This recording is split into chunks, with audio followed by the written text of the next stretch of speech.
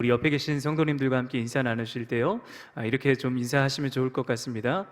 성도님, 무더운 엄동설 안에 평안히 지내셨습니까? 이런 한번 인사해 보시죠.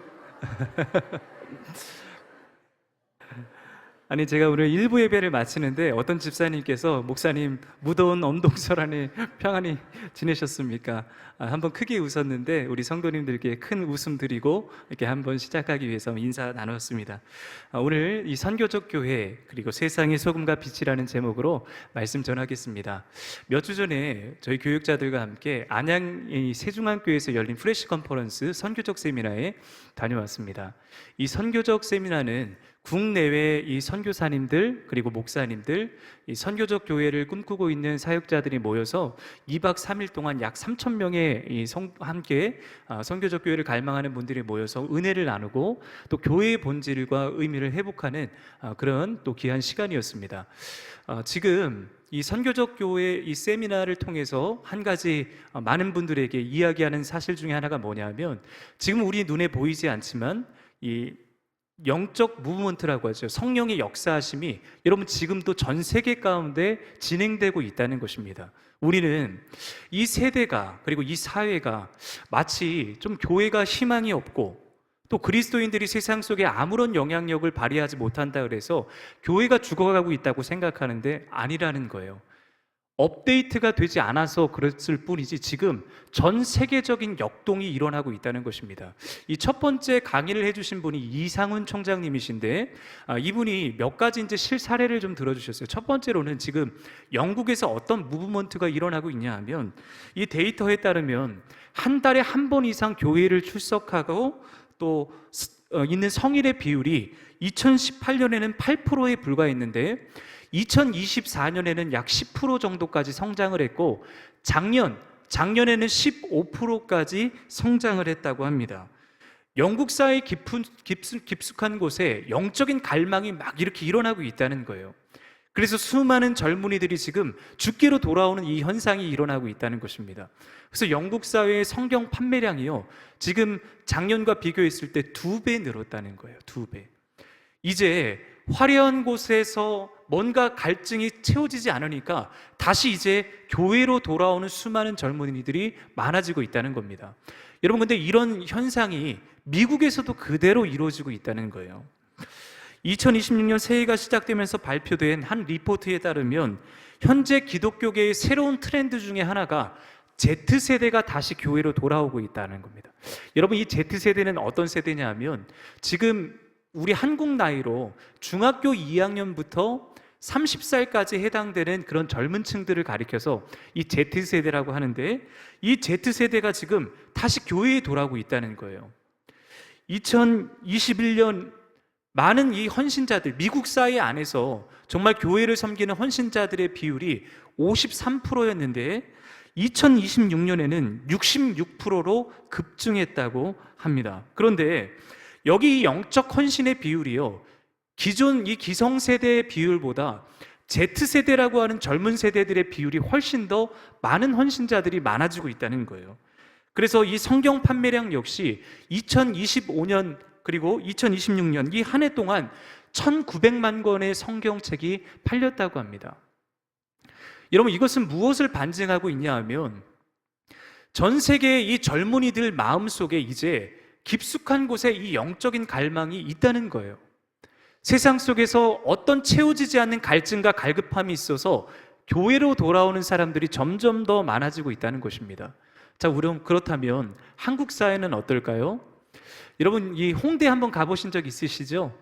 이 홍대에 가면 이제 클럽들이 막 즐비해 있고, 이 클럽을 지나서 이 한 골목 자체가 타로집과 점집들이 무수히 많다는 겁니다.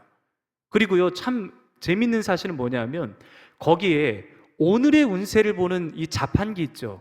자판기라고 하면 동전을 넣고 누르면 이 나오는 자판기를, 운세 자판기가 있다는 거 들어보셨어요, 여러분? 오늘의 운세를 이 자판기에 돈을 넣고 딱 누르면 오늘의 운세가 이렇게 띡 나온다는 겁니다. 여러분, 저 말은 지금 우리나라 안에서도 수많은 젊은이들이 말할 수 없는 깊은 영적 공허감이 있다는 거예요. 자신의 인생의 미래를 살펴보기 위해서 돈을 내면서 운세를 보고 타로 점을 치는 일들이 계속해서 많아지고 있다는 것입니다. 지독한 영적 갈급함을 느끼는 세대가 이 현 세대라고 하는 것이에요. 그렇다면 오늘 이 시간을 살아가는 우리 교회가, 그리고 한국 교회가 앞으로 감당해야 될 사역이 어떤 사역이 있을까요? 그것은 이 세상에서 경험하고 누릴 수 없는 진짜 진정한 공동체가 되어야 된다는 겁니다. 세상 어떤 곳에서도 이 영적 갈증을 해결해 줄 수 없는 교회만이 갖고 있는 이 영적 진정한 공동체의 모습을 회복하는 거예요. 오늘 이 선교적 교회 첫 번째 시간으로 선교적 교회를 나누기 전에 먼저 우리는 교회의 어원적 의미를 좀 살펴보기를 원합니다. 여러분, 교회라는 말은 헬라어로 이 에클레시아라는 말을 쓰고 있습니다. 이 에크라고 하는 접두사인데요, 무엇으로부터라는 뜻을 갖고 있고, 그리고 클레오라는 부르다의 합성어가 바로 이 에클레시아예요.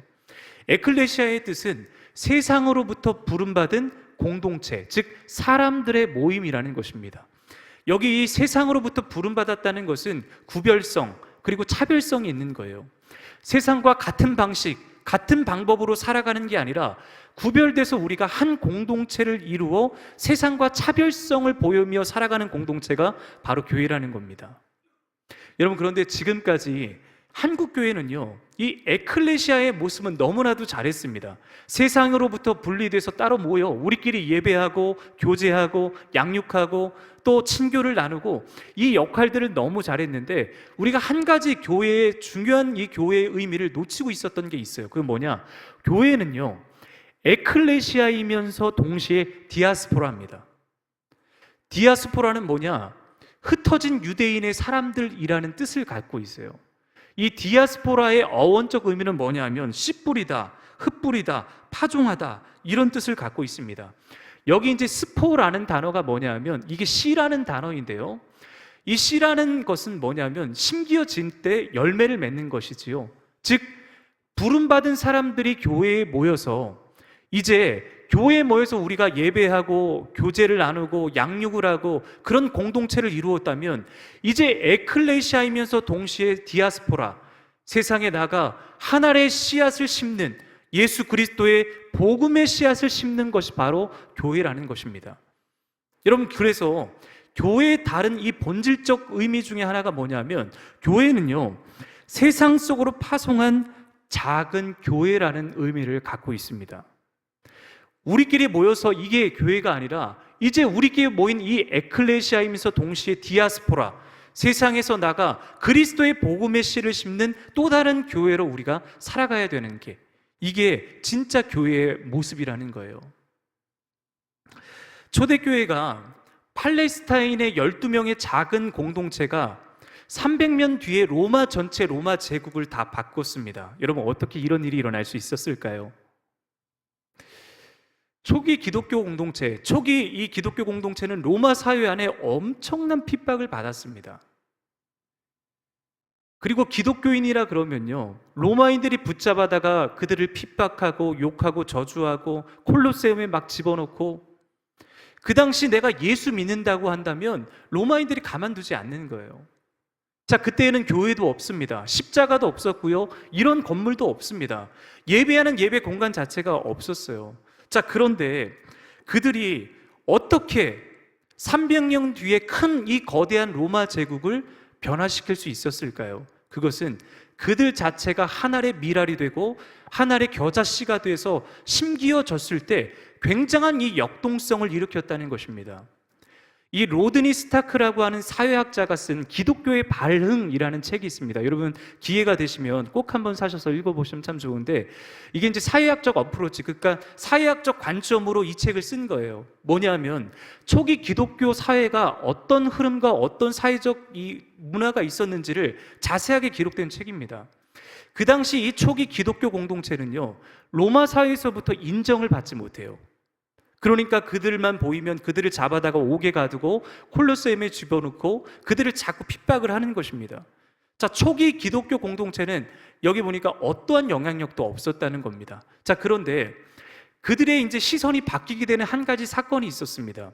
여러분, 우리나라에도 한번 전염병, 코로나가 한번 이렇게 휘몰아칠 때가 있지 않았습니까? 이 당시 초기 기독교 사회에서도 마찬가지로 로마에 한번 이 전염병이 막 한번 이렇게 휩쓸고 간 적이 있는데, 그 당시에 모든 종교, 그리고 모든 사제들, 모든 사람들이 다 로마를 떠나서 도망갈 때 그 로마 지역 사회에서 남아 그들을 보살피고 아픈 사람들을 치료해 준 사람들이 누구였냐 하면 기독교인들이었다는 것입니다. 기독교인들만 이 로마 사회에 남아서 이 전염병이 한번 쫙 휩쓸고 갔을 때 그들에게 사랑을 전하고 그들에게 생명을 전하고 그들의 삶을 돌보아 주었던 사람들이 누구냐? 기독교인들이었다는 거예요. 이 한 번으로 그치지 않았습니다. 전쟁이 일어났을 때 마찬가지로 사람들은 다 도망갔을 때 기독교인들만 남아서 그들의 아픔을 치료해주고 보살펴줬다는 거예요. 여러분, 그래서 로마인들이 평상시에는요, 이 기독교인들이라면 치를 떨었지만 그들의 인생에 어려움과 문제가 생기면 로마인들이 이제 기독교인들을 향해서 찾아가는 일들이 생깁니다. 실존적 문제가 생기면 이 기독교인들에 가서 어려움을 토로해요. 이게 베드로전서 3장 15절 16절에 나와 있습니다. 우리 말씀을 한번 같이 읽겠습니다. 너희 마음에 그리스도를 주로 삼아 거룩하게 하고 너희 속에 있는 소망에 관한 이유를 묻는 자에게는 대답할 것을 항상 준비하되 온유와 두려움으로 하고 선한 양심을 가지라. 이는 그리스도 안에 있는 너희의 선행을 욕하는 자들로 그 비방하는 일에 부끄러움을 당하게 하려 함이라. 아멘. 너희 안에 있는 이 소망을요, 준비하고 있다가 로마인들이 오면 그들에게 이 소망에 관한 답을 준비하라는 거예요. 무슨 말입니까? 그들에게 평상시에는 로마인들이 기독교인들을 박해하고 그랬지만 실존의 문제가 생기면 찾아와서 묻는다는 겁니다. 여러분, 로마인들 마음속에는 어떤 마음이 있는지 아십니까? 저 사람들은 왜 저런 위기 속에서 도망가지 않을까? 저들은 왜 저렇게 사랑하는 것일까? 저들은 왜 정직한 것일까? 저들은 어떻게 순결한 것일까? 저들은 어떻게 세상과는 다른 구별된 삶을 살아갈까? 이게 로마 시대 사람들이 갖고 있었던 궁금증이었고 갖고 있었던 의문점 중에 하나였습니다. 그리고 그들이 실존적 위기에 부딪힐 때 그리스도인에게 나가서 그들에게 묻고 그들에게 답을 통해서 그들이 삶을 살아갔다는 거예요. 여러분, 제가 왜 선교적 교회 이야기를 하면서 이 서론을 장황하게 이렇게 풀어놓느냐 하면 바로 이 선교적 교회 공동체가 지금 이 그리스도인들이 하는 이 모습, 이 삶이 바로 선교적 교회가 해야 될 역할이기 때문에 그렇습니다. 자, 선교적 교회는 어떤 교회냐 하면 여러 사역 중에 하나가 아니라 어떤 프로그램이 아니라 교회의 존재 목적을 회복하는 게 바로 선교적 교회예요. 선교적 교회는 교회가 교회의 기능을 다하는 것, 즉 에클레시아이면서 동시에 디아스포라를 회복하는 게 바로 선교적 교회입니다. 선교적 교회는 다른 타 문화권에 내가 선교를 가고 그곳에서 선교 사역을 해야만 선교적 교회가 아니라 우리가 속해 있는 살아가는 삶의 자리에서 내가 이 교회의 존재 목적을 그대로 실현하며 살아갈 때 그게 선교적 교회가 된다는 것입니다. 전통교회는 교인들을 교회 건물 안으로 모으는 데 집중했다면 이제 선교적 교회는요, 교회 밖을 향해 이제 나아가는 침투적 교회로 바뀌어야 됩니다. 이게 선교적 교회예요. 자, 오늘 예수님께서 오늘 이 소금과 빛에 대해서 말씀을 하시면서 교회가 이 땅에 해야 될 진짜 궁극적 사명이 어떤 것인지를 우리에게 자세하게 가르쳐주고 있습니다. 자, 오늘 우리 본문 말씀 13절 14절 말씀을 우리 한번 같이 읽겠습니다. 너희는 세상의 소금이니 소금이 그 맛을 잃으면 무엇으로 짜게 하리요? 후에는 아무 쓸데없어 다만 밖에 버려져 사람에게 밟힐 뿐이니라. 너희는 세상의 빛이라. 산 위에 있는 동네가 숨겨지지 못할 것이요. 여러분, 이 당시 고대사회의 필수품은 바로 소금과 등불입니다. 왜냐하면 냉장고가 없던 시대에 음식의 부패를 막아줄 수 있는 유일한 도구는 바로 소금이었습니다. 그리고 그 당시 전기가 없던 시절에 어두움을 유일하게 밝혀줄 수 있는 도구는 바로 등불이었습니다. 자, 그렇기 때문에 예수님께서 오늘 교회들과 제자들에게 너희는 세상의 빛이요 세상의 소금이라 라고 말씀하신 이 이유는 뭐냐면 여전히 지금은 세상이 썩어져 가고 세상이 부패하고 있고 세상이 여전히 어둡다고 있는 것을 전제로 말씀을 하시는 겁니다. 여러분 가만히 생각해 보면 이 땅에 이렇게 수많은 교회들이 있고 이 땅에 수많은 그리스도인들이 있는데 어떻게 이 세상은 갈수록 어두워져 가고 갈수록 부패해져 갈까요? 만약에 로마 사회에 있었던 이 그리스도인들의 모습이 이 세상에 있었다면 여러분 이 사회는 어떻게 되었을까요? 자, 오늘 예수님께서 오늘 이 본문 말씀을 통해서 지금 우리가 이 시대를 살아가는 그리스도인들이 놓치고 있는 소금과 빛의 사명에 대해서 다시 말씀하고 있습니다. 우리가 놓치고 있는 치명적 이 사역과 삶이 어떤 것인지 두 가지로 좀 살펴보려고 그래요. 자, 첫 번째는 뭐냐면요. 함께 따라하겠습니다. 너희는 세상의 소금이라. 여러분 우리는 매일 밥상에서 소금을 만납니다. 왜냐하면 음식의 간은 뭐로 합니까? 소금으로 하는 거예요. 자, 그래서 가장 가까이 우리는 소금을 마주하고 있지만 소금의 귀함을 잘 모를 때가 있습니다. 소금이 만약에 소금의 역할을 감당하지 못하면 여러분 음식은요 싱거워서 더 이상 먹지 못하는 거예요. 그리고 소금은 우리 건강에 있어서도 굉장히 중요한 역할을 합니다. 자, 지금 이 시대를 살아갈 때도 소금이 이렇게 굉장히 중요한데, 자, 고대 사회는 어땠을까요? 자, 이 시간 우리 고대 사회로 한번 좀 여행을 떠나보기를 원합니다. 여러분, 고대 사회도 마찬가지로요. 그 당시에 가장 소금의 큰 역할은 이 부패를 방지하는 것입니다. 그래서 반드시 소금이 있어야 돼요. 음식의 부패를 막기 때문에. 자, 그런데 이 소금이 얼마나 중요했는지 그 당시 로마 사회에서 매달 우리는 일을 하면서 받는 이 급료를 바로 월급이라고 이야기하지 않습니까? 그 당시에 로마 사회에서 받는 이 월급을 뭐라고 불렀냐면 라틴어로요 이렇게 불렀답니다. 살라리움이라고 불렀다고 합니다. 이 살라리움이라는 뜻의 어원은 어디서 왔냐 하면 이 솔트 머니라고 하는 이 소금을 사기 위한 돈으로부터 파생된 단어라 그래요. 이 라틴어 살라리움에서 오늘 이 직장인들이 받는 이 월급이 뭐라고 그러냐면 이 셀러리라고 합니다. 이게 이 라틴어에서 유래된 말이 바로 이 셀러리, 그러니까 즉 이 월급을 뜻하는 말이라는 거예요.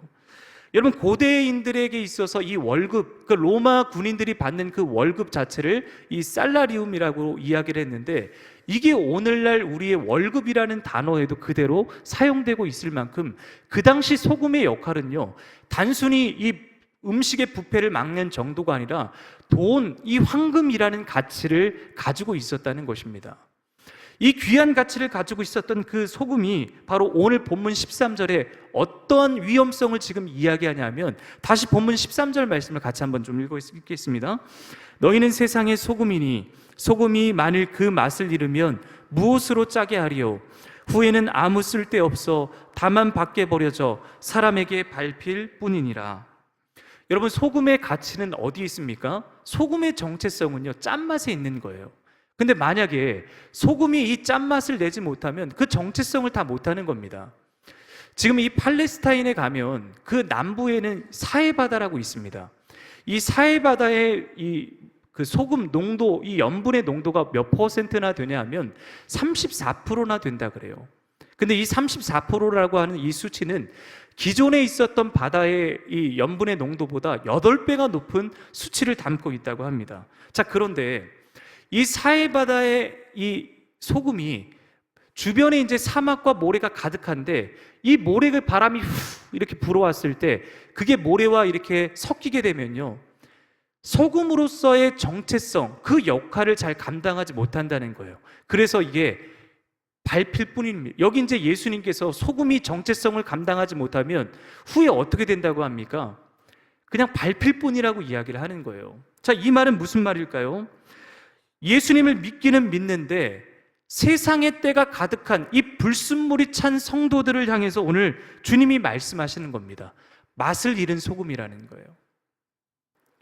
소금은 맛을 내야 되는데 이 구별성을 갖고 있어야 되는데 자꾸 세상 속에 나가 세상과 합하다 보니까 자연스럽게 이 세상에 더러운 것들이 이 소금에 묻어 나오는 겁니다. 그러니 소금의 역할을 우리가 잘 감당할 수 없게 되는 것이다. 지금 예수님이 말씀하시는 거예요. 자, 오늘 예수님이 너희는 소금이다 라고 말씀하실 때 어떻게 말씀하십니까? 너희는 소금이 될 것이다. 너희는 빛이 될 것이다, 이렇게 말씀하시지 않습니다. 어떻게 말씀하시냐? 너희는 소금이다, 너희는 빛이다, 이렇게 말씀을 하세요. 될 것이다 하지 않습니다. 그냥 우리 정체성 자체가, 그리스도인이라고 하면 우리 자체가 바로 소금이고 빛이라고 하는 것입니다. 자, 그런데 여러분, 우리는 이런 이야기를 들을 때마다 우리 안에 한 가지 드는 의문점이 뭐냐 하면, 나는 내 안에는 이렇게 소금이 될 만큼 나는 종교적 열심과 또 도덕적 능력이 그렇게 탁월하지 못하는 삶을 살고 있는데 내가 어떻게 소금과 빛의 역할을 감당할 수 있을까? 물음표를 찍게 됩니다. 자, 그런데 그 당시 예수님께서 이 누구에게 이야기를 하냐면 제자들에게 하는 말씀이거든요. 여러분, 가만히 생각해 보면 제자들은 어떤 사람입니까? 그 당시에 종교적 열심, 도덕적 능력, 이런 삶의 탁월성 어느 것 하나를 봐도 위대한 사람이 한 명도 없었다는 거예요. 예수님께서 십자가에 달려 돌아가실 때 그 예수님 곁에 있었던 사람이 몇 명이나 있었습니까? 다 자기 살 길 찾아가고 도망갔던 그런 제자들이에요. 우리와 똑같이 연약함이 있는 사람들이었다는 것입니다. 자, 그런데 예수님께서 오늘 이 말씀을 하시는 진짜 의도가 무엇인지 우리가 제대로 알아야 이 말씀을 잘 이해할 수 있어요. 오늘 예수님은 소금의 짠맛, 등불의 밝음이 너희의 본성 안에 있다고 말씀하시는 게 아닙니다. 소금의 짠맛은 어디에 있냐 하면요, 우리에게는 그런 능력이 없어요. 바로 예수님께 있습니다. 여러분, 예수님은 성도의 정체성을 결정하고 이 세상의 빛과 소금으로 살게 하는 것은 바로 우리 안에 계신 예수 그리스도 한 분이라는 것을 말해주고 있는 거예요. 우리는 우리 스스로 이 소금의 맛을 낼 수 없습니다. 우리는 그런 탁월한 능력이 없습니다. 그러나 내 안에 계신 예수님과 함께 하게 될 때 우리는 짠맛을 낼 수 있는 소금이 될 수 있는 것입니다. 예수님은요, 오늘 이 시대를 살아가는 우리에게 기대하시는 삶이 있다면 우리의 어떤 도덕적 능력으로 사는 게 아니라 우리 안에 계신 예수님과 함께 하면서 소금의 맛을 회복하기를 원하신다는 거예요. 예수님과 함께 할 때 그때 진짜 그리스도의 정체성, 소금의 맛을 내는 성도, 여러분, 저는 저와 여러분들이 맛을 내는 소금이 되기를 바랍니다. 우리 안에 우리가 가진 능력으로 할 수 없습니다. 누구의 능력으로요? 내 안에 계신 예수님의 능력으로 할 수 있는 거예요. 그래서 예수님께서 두 번째 선언을 이렇게 하십니다. 함께 따라하겠습니다. 너희는 세상의 빛이라. 자, 요한복음 8장 12절 말씀을 한번 같이 읽겠습니다. 요한복음 8장 12절입니다. 예수께서 또 말씀하여 이르시되 나는 세상의 빛이니 나를 따르는 자는 어둠에 다니지 아니하고 생명의 빛을 얻으리라. 요한복음 8장은 예수님께서 에고 에임이라고 하신 유명한 말씀입니다. 나는 무엇이다 하면서 요한복음에 총 7번의 말씀을 하시는데, 첫 번째, 나는 생명의 떡이다. 기억나시죠? 자, 그리고 두 번째 에고 에이미가 뭡니까? 나는 세상의 빛이다. 오늘 이 말씀을 하시는 거예요. 여러분, 세상에 빛을 내는 두 가지 물체가 있습니다. 첫 번째로는 발광체가 있고요. 자, 두 번째로는 반사체가 있습니다. 이 발광체와 반사체의 차이는 뭐냐 하면요, 태양은 스스로 빛을 내기 때문에 발광체입니다. 자, 그런데 달은요, 스스로 빛을 낼 수 없습니다. 태양의 빛을 받아서 그 빛을 반사해서 내는 반사체가 바로 달입니다. 여러분, 한번 여쭙겠습니다. 그리스도인은 발광체일까요? 아니면 반사체일까요? 맞습니다. 그리스도인은요, 반사체입니다. 아까도 말씀드렸지만 우리는 우리 안에서 스스로 이 빛과 소금의 이 본성을 나타낼 수가 없습니다. 예수님께서 비춰주시는 빛으로만이 우리는 이 빛의 사명을 잘 감당할 수 있는 것이에요. 여러분, 오늘 그런 관점으로 본문 14절과 15절 말씀을 한번 같이 다시 한번 더 읽겠습니다. 너희는 세상의 빛이라. 산 위에 있는 동네가 숨겨지지 못할 것이요 사람이 등불을 켜서 말 아래에 두지 아니하고 등경 위에 두나니 이러므로 집안 모든 사람에게 빛이 있느니라. 아멘. 여러분, 지금 예수님이 등불을 켜셨는데 이 등불의 위치가 잘못 놓여진다면 빛의 밝음이 없다는 거예요.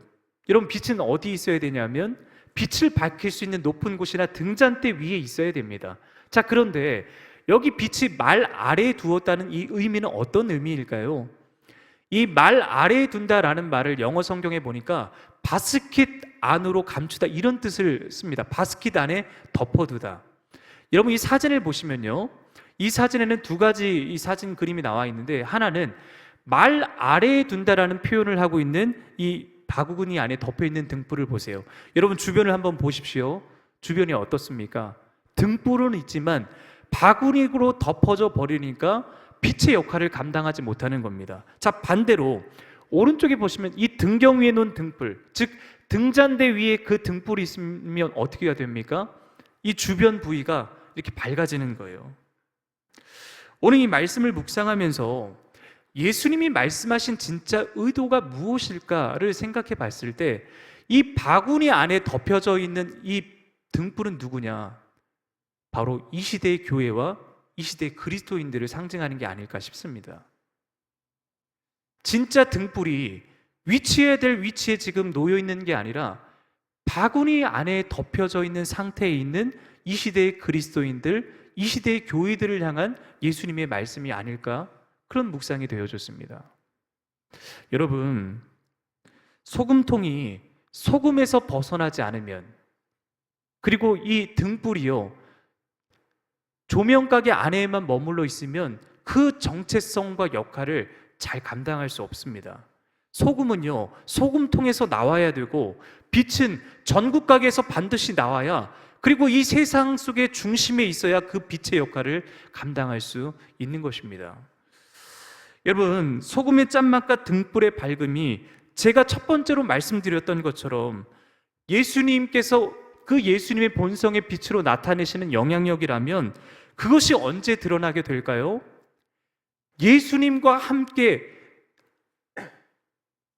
교회된 저와 여러분들이 이 세상 속에 나아가 주님과 함께 동행하게 될 때, 그 살아가는 발걸음을 통해서 예수님의 현존, 예수님의 임재, 예수님의 영광의 빛이 이 세상 속에 비로소 드러나게 되는 것입니다. 여러분, 세상은요 교회의 간판을 보는 것보다 교회의 삶을 먼저 봅니다. 그리고 세상은 우리의 설교보다 우리의 삶을 먼저 듣는 것입니다. 여러분, 교회가 진짜 교회됨의 이 역할은 교회 안에 머물러 있는 게 아니라 우리가 비로소 세상 속에 나아가 그 세상 속에서 소금과 빛의 역할을 감당할 때 진짜 교회의 역할을 할 수 있는 거예요. 이번 프레시 컨퍼런스에서 정말 들었던 인상 깊은 이야기가 있어서 한번 소개해 드리려고 합니다. 여러분, 저쪽 이 강서구에 가면요 대성교회라고 있습니다. 이 대성교회는 지금 이제 전태균 목사님께서 부임하셨는데 9년 전에 66년 된 교회에 부임을 이렇게 하셨대요. 청빙을 받아서. 자, 그런데 그 대성교회 부임을 하시고 부임 날짜를 받아놓고 이제 이사를 먼저 하게 되셨답니다. 그러면서 이 강서구 일대, 즉 이 교회 주변을 돌면서 마트도 가고 미용실도 가고 이 정육점을 가면서 사람들에게 이제 교회에 대해서 막 물어봤대요. 그래서 한 번은 정육점에 들어가서 이 정육점 사장님에게, 사장님, 이 지역에 제가 교회를 좀 하나 선정을 하고 싶은데 가려고 하는데 좀 추천해 줄 만한 교회가 있을까요? 그렇게 물어봤더니 이 사장님이 뭐라고 대답하냐면, 믿는 분이 아니셨대요. 내가 좋은 교회는 잘 모르겠고 절대 가면 안 되는 교회 내가 하나 주겠다고. 그게 어디냐? 대성교회는 절대 가지 마쇼, 그랬다는 거예요. 그래서 이유를 물었답니다. 왜 사장님, 대성교회는 절대 가면 안 됩니까? 그 교회의 별명이요 파이트 클럽이래요. 파이트 클럽. 그러니까 싸우는 교회였답니다. 맨날 주일만 되면요 막 싸우는 소리가 지역사회에 막 이렇게 흘러나갔다는 거예요. 아니나 다를까 부임한 첫날 당회를 하는데 당회가 보통이 아닌 겁니다. 그리고 로비에서도요 성도님들이 싸우는 소리가 막 계속 막 귀에 막 들러오는 거예요. 이런 교회에 부임해서 그때 이 목사님이 하나님 앞에 딜을 하나 하셨답니다. 어떤 딜을 했냐? 사임서를 딱 써놓고요, 하나님, 제가 3년 안에 우리 교회가 회복이 안 되면 제가 이 사임서 제출하고 나가겠습니다. 하나님 알아서 해주세요 하고 사임서를 목양실에다가 이렇게 떡하니 붙여놨대요. 그러고 나서 그때부터 이제 새벽마다 기도하고 열심히 기도하고, 자, 그랬는데 한번 이 교회 안에 이 놀라운 영적 갱신과 회복의 시간이 있었답니다. 어떤 시간이었냐면 전교인 수련회에 갔는데 첫째 날, 둘째 날에도 어떤 은혜가 없었는데 마지막 셋째 날에 폐회 시간에 하나님의 은혜가 임했다는 거예요. 자, 이 폐회 예배를 보통은 뭐 10분에서 20분 드리고 빨리 이제 집에 가야 되지 않습니까? 근데 폐회 예배를 40분이나 드렸답니다. 자, 왜 이렇게 시간이 길어졌냐 하면 마지막 시간으로 이 목사님이 둥그렇게 모두가 다 이렇게 서십시오. 그래서 둥근 자리를 이렇게 하면서 한 사람 한 사람이 모든 사람을 만나러 다니는데 그 사람이 그 한 사람 한 사람 만날 때마다 축복의 말을 해주고 서로 기도해주는 시간을 가진 거예요. 자, 그런데 원수는 어디에서 만납니까? 외나무 다리에서 만나는 거예요. 여기 원수를 안 만날 수가 없는 구조입니다. 자, 그 원수를 만날 때 서로 말이라도 미안합니다, 미안합니다 그랬는데 그 진심이 통해서 그런지 몰라도 미안합니다 하면서부터 벌써 이들의 눈에 눈물이 그렇게 그렁그렁 맺히는 거예요. 그래서 서로 잘못했다고 하고 서로 사과하고 함께 이 교회 공동체가 그날부터 온전한 회복을 경험했다고 합니다. 자, 그리고 나서 이 교회 목사님과 성도들이 함께 건강한 교회를 한번 우리가 꿈꿨으면 좋겠다. 그러면서 이 선교적 교회에 대해서 같이 공부하고 함께 나누면서 이제 우리가 앞으로 해야 될 사명이 무엇인지를 같이 교인들과 함께 나눴대요. 그리고 그때부터 교인들이 이제 지역사회로 들어가서 가난하고 소외된 분들, 어려운 분들 찾아가 그들에게 사랑을 전하고 그들에게 복음을 전했다고 합니다. 코로나가 불이 닥쳤을 때 지역 주민들에게 정말 소상공인들, 어려운 분들에게 가서 교회에서 일부러 의도적으로 가서 그 음식들을 팔아주고 또 귀한 자금을 흘러보내주고 그런 사역들이 지역사회에 계속 흘러갔던 거예요. 자, 그런데 놀라운 일이 생겼습니다. 교회가 이렇게 변하자마자 먼저 지역사회가 이렇게 알아봤다는 거예요. 예전에는 대성교회는 절대 가지 마쇼 그랬던 정육전 사장님이요, 이제는 뭐라고 이야기하시냐 하면 대성교회 꼭 한번 가보세요. 그 교회가 달라졌습니다. 그렇게 가지 마쇼 했던 사람들을, 지역 주민의 사람들이 인식이 바뀌어져서 이제 그 교회 꼭 한번 가보쇼. 이사 오는 사람들에게 교회를 묻는 사람이 있으면 제일 먼저 추천해주는 1순위가 어디냐? 이 대성교회가 됐다는 거예요. 사랑하는 여러분, 이 대성교회가 소금과 빛의 역할을 감당하게 될 때 일어났던 놀라운 은혜의 역사입니다. 교회가 교회 안에서만 이 빛을 자랑하면요, 세상은 절대 모릅니다. 교회가 진짜 있어야 될 빛의 위치는 세상이라는 거예요. 그러나 교회가 세상 속으로 들어가지 않고 우리끼리만 좋으면 그냥 여러분 에클레시아만 열심히 하는 것입니다. 그러나 교회는 에클레시아이면서 동시에 디아스포라, 이 세상 속에 나가 섬기고 흘러보내고 사랑하고 용서하고 정직하게 살아갈 때 세상은 분명히 보거든요. 우리의 삶을 봅니다. 아, 저 사람은 진짜 뭔가 다르구나. 아, 저 초원교회는 진짜 뭔가 다르구나. 여러분, 저는 바로 이런 교회가 우리 교회가 되기를 소망합니다. 초원교회 가면 그 목사님 인물이 참 좋아, 싱싱하대. 이것도 너무 좋은데요.